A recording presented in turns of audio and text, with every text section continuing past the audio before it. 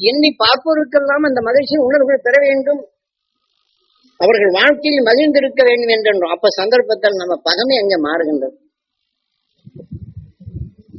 ஆகவே நமக்குள் அடிக்கடி நான் எல்லாம் நினைக்கிறேன் சாரே, அவன் சதா என்னவே பேசிக்கிட்டே இருக்கிறான்னு நம்ம நினைச்சுக்கிட்டே இருந்தோம்னா அவங்க உணர்வைதான் நமக்குள் வளர்த்துக்கூடமே தவிர அதை நமக்குள் வராதபடி தடுப்பதில்லை. இப்ப நாம் என்ன செய்யும், பொதுவாக அந்த மகிழ்ச்சியின் அர்த்தத்தை நான் தர வேண்டும், என் உடல் முழுது படர வேண்டும், என் ஜீவாத்மா பெற வேண்டும் என்ற இந்த உணர்வை நாம் வளர்க்க இந்த உணர்வின் தன்மையை நமக்குள் வரும்போது நம்மளை எண்ணும் போதெல்லாம் இது கடும் ஆயுதமாக அவனை மாற்றும்.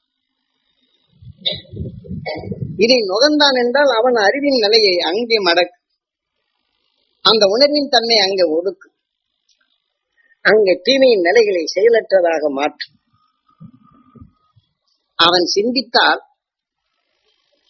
அவன் சிந்தித்த விளைவின் தன்மை நன்மை பயக்கின்றான். இல்லை என்றால் அவனுள் விளைந்த உணர்வுகள் அங்கே ஒடுங்கி அவன் பிறப்பின் உரிமையை அவன் அதுக்குள் அவன் அனுபவித்துதான் ஆக வேண்டும். இதிலிருந்து யாரும் தப்ப முடியாது. உயிரின் உணர்வுகள் அது ஒடுங்கும்.